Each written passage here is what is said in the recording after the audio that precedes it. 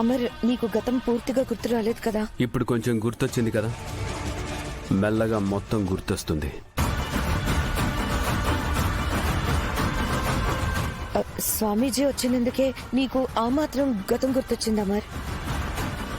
స్వామీజీ ఇంకొన్ని రోజులు ఇక్కడే ఉంటే పూజలు చేస్తారు. అప్పుడు నీకు త్వరగా గతం గుర్తొచ్చేస్తుంది. వద్దు మనోహరి, నిజం చెప్పాలంటే నాకు ఈ పూజల మీద కూడా నమ్మకం లేదు. నువ్వు చెప్పావని ఒప్పుకున్నాను. కొన్ని నమ్మాలి నాయన. దేవుడు నీకు మంచి చేస్తాడు.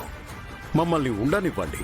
క్షమించండి స్వామి, నాకు ఏ మంచి జరిగినా అది నా భార్య వల్లే.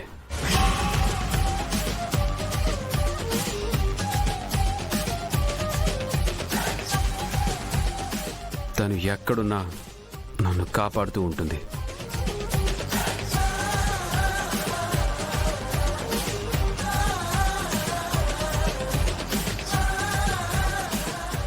ఇక నా పిల్లల్ని చూసుకోవడానికి కేర్ టేకర్ మిస్సమ్ ఉంది,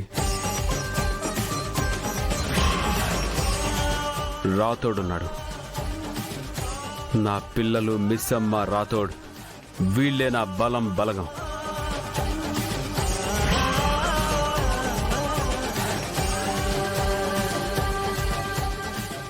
రాథోడ్ సార్, స్వామీజీ గారిని గౌరవ మర్యాదలతో సాగనంపు. అలాగే సార్.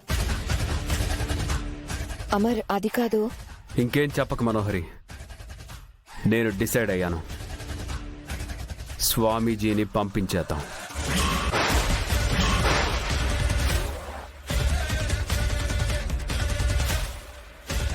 ఇంకో విషయం, యాదమ్ ఎవరు?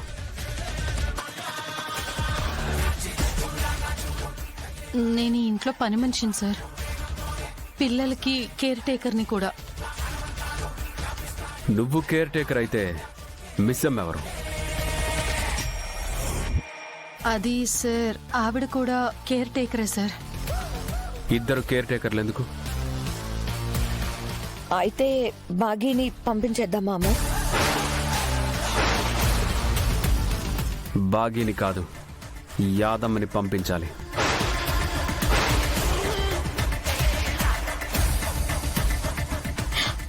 తను ఇప్పటి వరకు ఒక్క పని చేయడం కూడా నేను చూడలేదు. ఇంటి పని, వంట పని, పిల్లల పని, ఇంట్లో అన్ని పనులు మిస్సమ్మే చేస్తుంది. ప్రచండను ఈ ఇంటి నుండి పంపించి వేసి నీవు తప్పు చేశావేమో బాలిక. అలా ఎందుకు అనుకుంటున్నారు? శత్రువుని ఎప్పుడూ మన చెంతనే ఉంచుకుని ఒక కంట కనిపెడుతూ ఉండవలే. అప్పుడే వారి ప్రణాళికలు, పథకములు మనకు తెలియను. ఎక్కువ ఆలోచించలేదు గుప్తా గారు. నాకు తోచింది నేను చేశా. అందులకే ఏదైనాను యోచన చేసే చేయవలనెదరు. విడిపోయిన మా అమ్మ నాన్నల్ని కలపాలి. ఆ మనోహరిని బయటకు పంపించాలి. నేను అంతవరకే ఆలోచించాను గుప్తా గారు.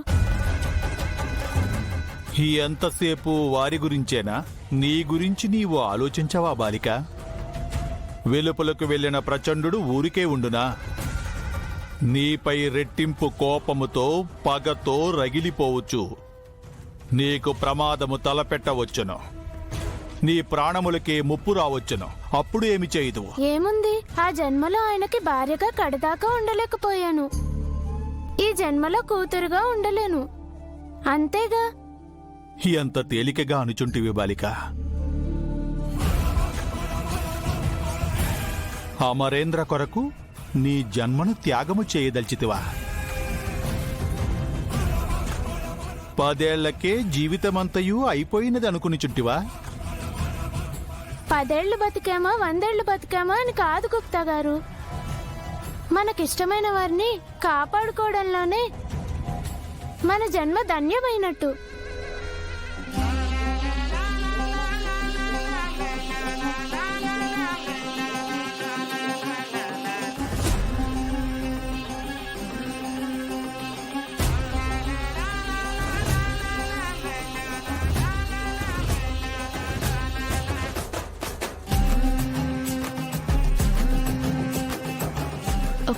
బుజ్జిమ్మ ఎవరితో మాట్లాడుతుంది?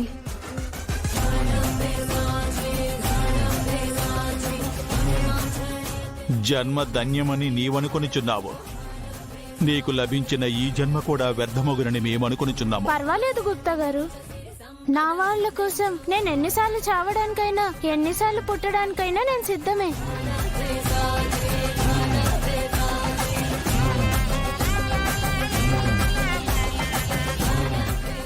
రాథోడ్, సార్, బుజ్జం ఎవరితో మాట్లాడుతుంది?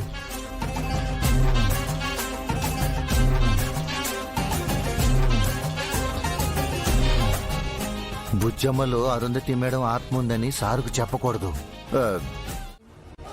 కానీ బుజ్జమ్మ ఎవరితో మాట్లాడుతున్నట్టు? నాకెందుకో ఆ ప్రచండ మీద అనుమానంగా ఉంది రాతోడు. బాడొచ్చినప్పటి నుంచి బుజ్జమ్మ అదోలా ప్రవర్తిస్తుంది. వాడేమైనా చేశాడేమో. ఇప్పుడు ఆడు వెళ్ళిపోయాడు కదా మిస్ అమ్మా. ఆయన బుజ్జమ్మను వాడేం చేస్తాడు? లేదు రాతోడు, ఇంతకు ముందు మనోహరి రణబీర్లు కలిసి చెంబా అనే మంత్రగత్తెను అక్క కోసం రప్పించారు. అప్పుడు ఆ మంత్రగత్తె అమ్ముని టార్గెట్ చేసింది. అలాగే ఇప్పుడు ప్రచండ మనోహరి కలిసి బుజ్జమ్మను టార్గెట్ చేశారేమో. వాళ్ళెవరు బుజ్జమ్మని ఏమి చేయలేరు మిస్ అమ్మా. బుజ్జమ్మ అంటే సాక్షాత్తు అరుంధతి మేడం. మీరు అనవసరంగా కంగారు పడొద్దు. లేదు రాతోడు, బుజ్జమ్మ ప్రవర్తన కాస్త వింతగా ఉంటుంది. ఎందుకైనా మంచిది బుజ్జమ్మను ఒకసారి డాక్టర్కి చూపించాలి. అప్పుడే నా మనసు కుదుట పడుతుంది. సరే మిస్ అమ్మా, వీలు చూసుకొని ఓసారి బుజ్జమ్మని హాస్పిటల్కి తీసుకెళ్దాం.